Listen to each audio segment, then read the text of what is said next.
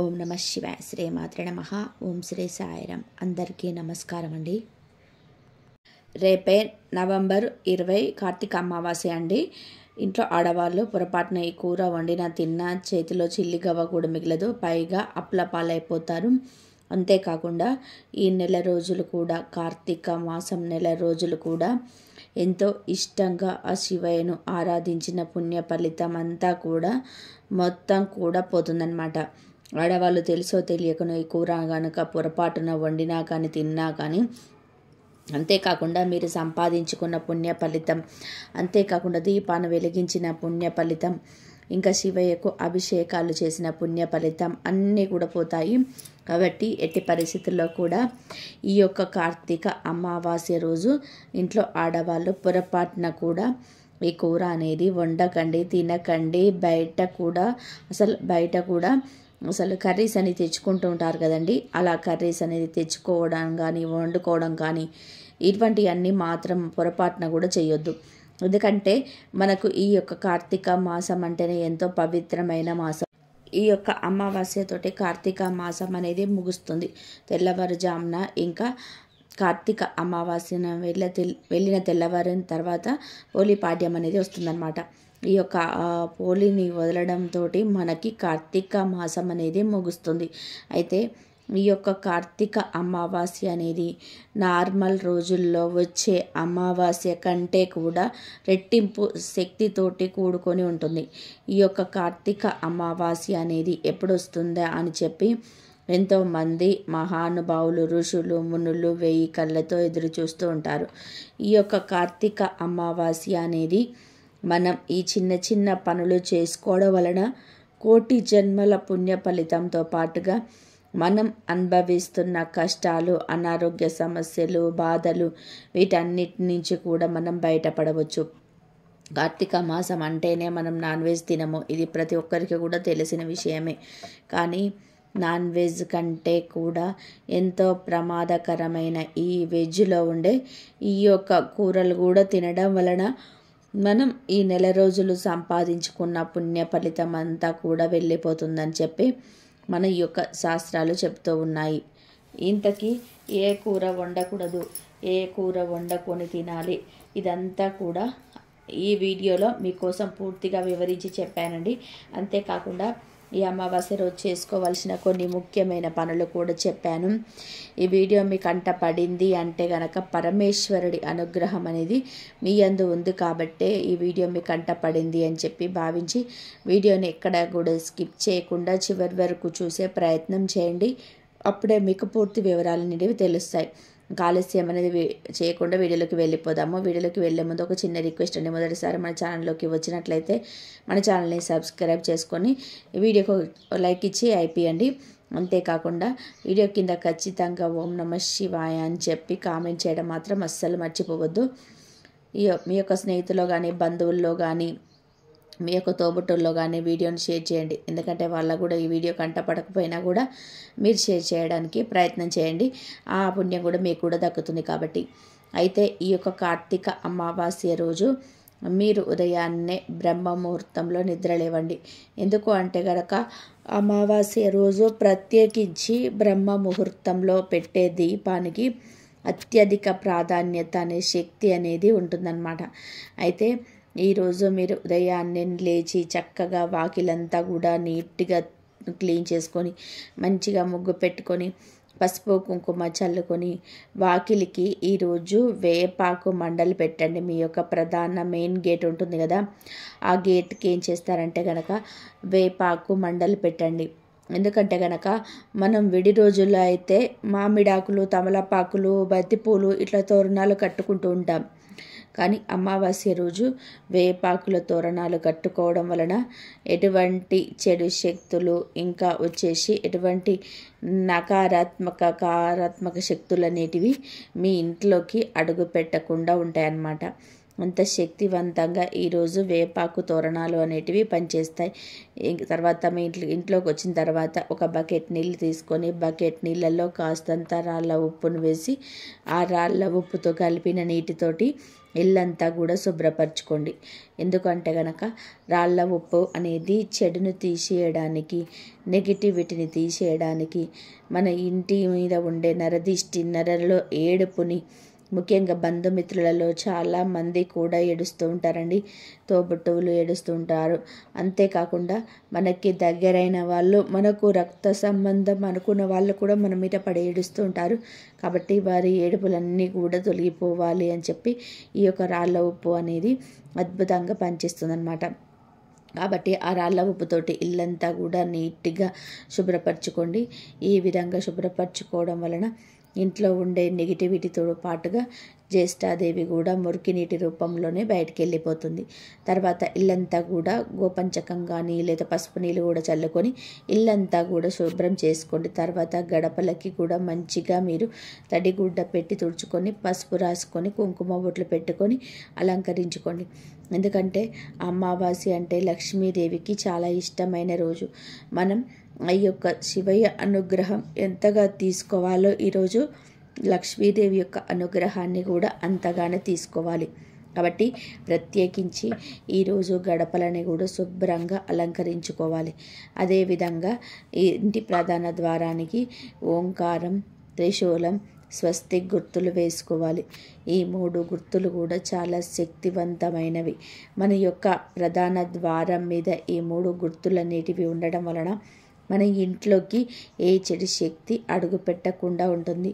అంతేకాకుండా ఎవరైనా మన ఇంటికి వచ్చినప్పుడు వారి యొక్క కాళ్ళ వెంట పడి వచ్చే శక్తులనేవి మనకి ఆ ఇంట్లోకి అడుగు పెట్టకుండా ఉంటాయన్నమాట. కాబట్టి ప్రతి ఒక్కరు కూడా గంధంతో మెయిన్ డోర్ మీద ఓంకారం, త్రిశూలం, స్వస్తిక్ అని ఈ శక్తివంతమైన గుర్తులను వేసుకునే ప్రయత్నం చేయండి. అమావాస్య రోజు వేసుకోవడం వల్ల ఇంకా చాలా మంచి జరుగుతుంది. ఇంకా ఈ విధంగా ఈ పనులన్నీ ముగించుకొని ఇల్లంతా కూడా శుభ్రపరచుకున్న తర్వాత స్నానం చేసే నీటిలో ముఖ్యంగా ఈరోజు ఒక గుప్పెడు వేపాకు కానీ, లేదంటే ఒక చిటికెడు పసుపు కానీ, లేదా ఒక చిన్న బిల్వదనాన్ని కానీ, లేదా కొంచెం గోపంచకం కానీ, లేదంటే కొంచెం గంగాజలం కానీ, మనకి పచారీ షాపులలో అంటే మనకు పూజా సామాగ్రి అమ్మే షాపులో గంగాజలం అనేది దొరుకుతుందండి. కాస్త గంగాజలం కానీ ఇలా మీరు ఏవైతే ఇప్పుడు చెప్పినవన్నీ కూడా వేసుకోవాల్సిన అవసరం లేదు. ఏవైతే మీకు అందుబాటులో ఉంటాయో అవి అందుబాటులో ఉన్నవి ఏవైనా ఒక వస్తువు వేసుకోండి. లేదంటే కొంచెం తులసి దళం కానీ వేసుకోండి. ఈ విధంగా వేసుకున్న తర్వాత మొదటి చెంబు అనేది మీరు చేతితో పట్టుకొని గంగా, యమున, సరస్వతి, తుంగభద్ర, కావేరి, కృష్ణ ఇలా మీకు వచ్చిన నది దేవతల పేర్లు, లేదంటే ఏవి కూడా అవసరం లేకపోయినా గంగా గంగా అని చెప్పేసి 3 సార్లు గంగమ్మ తల్లి పేరు చెప్పుకొని ఆ నది దేవతల పేర్లు తలుచుకున్న తర్వాత మొదటి చెంబు నీళ్లు తల మీద పోసుకోవడం వలన మీకు నదీ స్నానం చేసిన పుణ్య ఫలితం అనేది వస్తుంది. ఎందుకంటే కార్తీక అమావాస్య రోజు నదీ స్నానానికి చాలా ప్రత్యేకత ఉంటుందన్నమాట. మీకు ఒంటిని ఆవహించి ఉన్న నరఘోష, మీ ఒంట్లో ఉండే అనారోగ్య సమస్యలు ఇవన్నీ కూడా పూర్తిగా తొలగిపోయి మీకు పట్టిందల్లా కూడా బంగారం అవ్వడానికి ఈ యొక్క కార్తీక అమావాస్య రోజు చేసే స్నానం అనేది అద్భుతంగా ఉపయోగపడుతుంది. ఇక తర్వాత మీ ఇంట్లోకి వచ్చిన తర్వాత ఈరోజు ఎట్టి పరిస్థితుల్లో కూడా నలుపు రంగు వస్త్రాలు అనేటివి నిషిద్ధం. ఇక మిగతా రంగుల్లో ఉండేవి ఏవైనా సరే ధరించవచ్చు.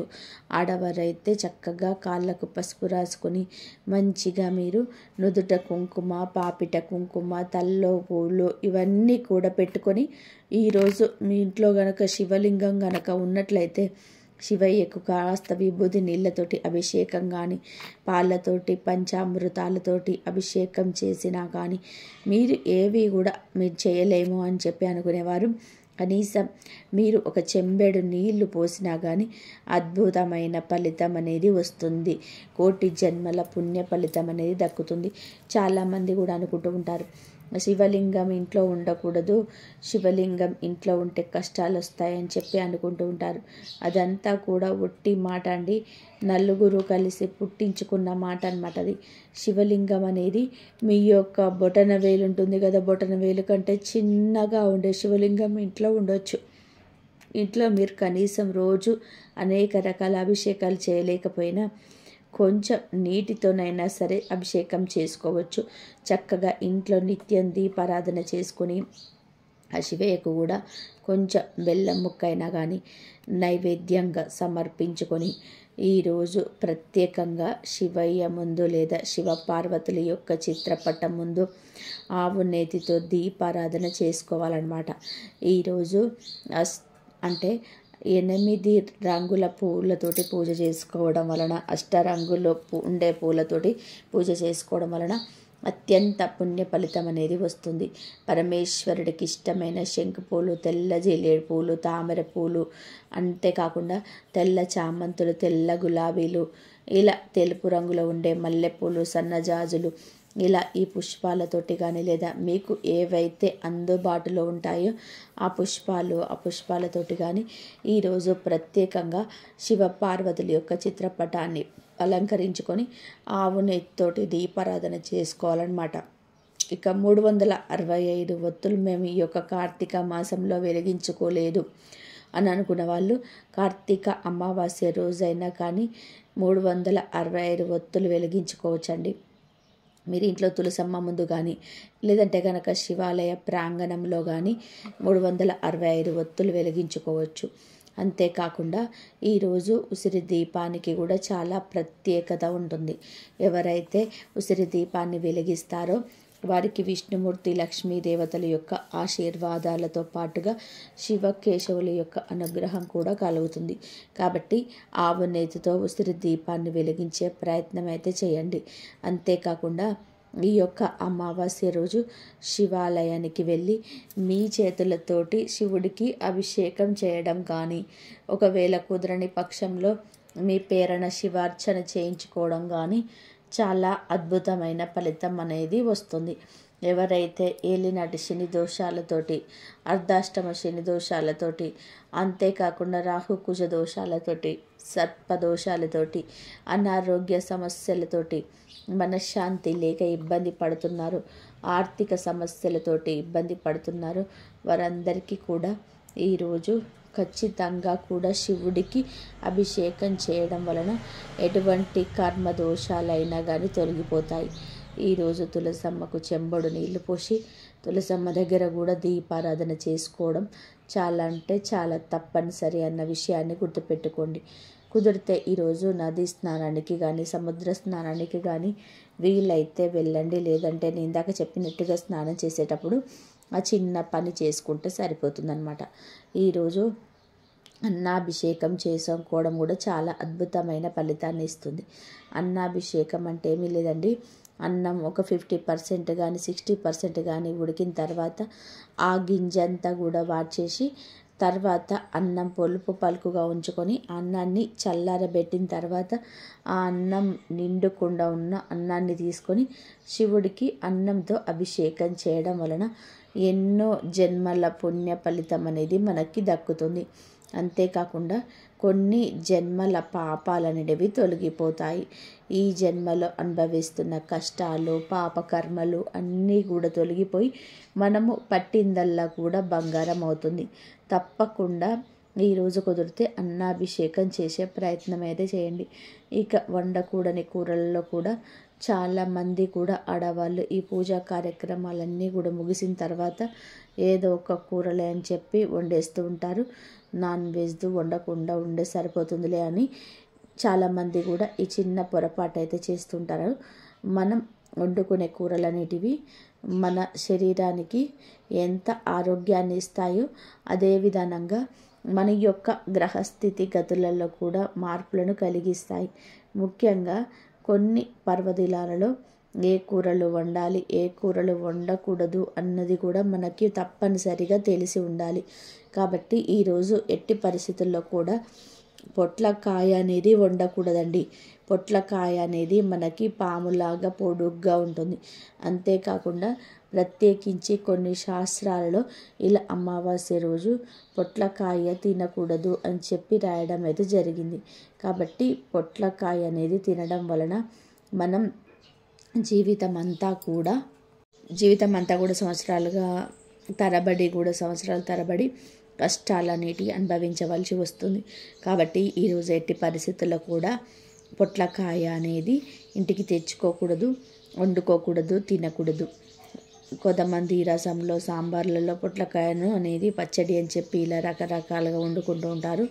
మనకి నార్మల్ డేస్లో వండుకోవచ్చు, కానీ ఈ యొక్క కార్తీక అమావాస్య రోజు మాత్రం పొట్లకాయ అనేది ఎట్టి పరిస్థితుల్లో కూడా వండకూడదు అన్న విషయాన్ని గుర్తుపెట్టుకోండి. ఇంకా తర్వాత కూరగాయ వచ్చేసి మనకి వంకాయ అన్నమాట. వంకాయ అంటేనే మనకి వాతానికి సంబంధించింది. అంతేకాకుండా కొంచెం గ్యాస్ట్రిక్ ప్రాబ్లం ఉన్నవారు, ఇలాంటి వాళ్ళు కూడా వంకాయను త్వరగా తినరు. ముఖ్యంగా కొన్ని గ్రహాలకి కూడా వంకాయ అనేది అంకితం చేయబడుతుంది. కాబట్టి వంకాయ అనేది ఈ అమావాస్య రోజు ఇంటికి కొని తెచ్చుకోవడం కానీ, లేదంటే వంకాయ కూర వండుకోవడం కానీ, పచ్చడి చేసుకోవడం కానీ, ఇలా వంకాయ పులుసు పెట్టుకోవడం కానీ ఇటు పరిస్థితుల్లో కూడా చేయకూడదు. ముఖ్యంగా వంకాయ వండకూడదు, ఇంటికి తెచ్చుకోకూడదు, తినకూడదు అన్న విషయాన్ని గుర్తుపెట్టుకోండి. ఇక మనకి తర్వాత కూరగాయ వచ్చేసి పప్పు అంటేనే మనకి కొన్ని గ్రహాలకి అంకితం చేయబడుతుంది. అందులో నార్మల్ కందిపప్పు అంటే పసుపు రంగులో ఉండే కందిపప్పు అయితే తినొచ్చు, కానీ ఈ యొక్క ఎరుపు కందిపప్పు అనేది ఈరోజు ఇంటికి తెచ్చుకోకూడదు, వండకూడదు, తినకూడదు. ఎందుకంటే చాలామంది కూడా ఎప్పుడు మనకి నార్మల్ కందిపప్పులో కంటే కూడా ఇందులో విటమిన్స్ ఎక్కువగా ఉంటాయి, పైగా చాలా తేలికగా ఉడికిపోతుందని చెప్పి తెచ్చుకుంటారు. వేడి రోజుల్లో వండుకోవచ్చు, కానీ అమావాస్య రోజుల్లో వండుకోకూడదండి. తర్వాత వచ్చేసి మనకి క్యాబేజ్ అన్నమాట. క్యాబేజీ కూడా ఈ అమావాస్య రోజు ఇంటికి తెచ్చుకోకూడదు, వండకూడదు, తినకూడదు. తర్వాత వచ్చేసి మనకి చిలకడ దుంప, ఇంకా చామదుంప, బంగాళాదుంప, క్యారెట్, బీట్రూటు, ఇలా దుంప జాతికి చెందినవి, కంద, ఇలా కొన్ని ఉంటాయి కదండి దుంప జాతికి చెందినవి. ఈ యొక్క దుంపలు కూడా ఈ యొక్క అమావాస్య రోజు ఎట్టి పరిస్థితుల్లో కూడా వండకూడదు, తినకూడదు. అంతేకాకుండా ఇంటికి తెచ్చుకోకూడదు. ఎందుకంటే కనుక అమావాస్య రోజు మనకి శరీరంలో శక్తి కూడా సన్నగిలుతుంది. చాలామందిని గమనించినట్లయితే కొంతమంది మెంటల్గా డిస్టర్బ్ అయిపోతుంటారనమాట. అమావాస్య రోజు మనకి శరీరంలో శక్తి కూడా కొంచెం కోల్పోయినట్టుగా అనిపిస్తూ ఉంటుంది. అంతేకాకుండా ఈ దుంపలు మనకు అనారోగ్య సమస్యలను తీసుకొచ్చి పెడతాయి.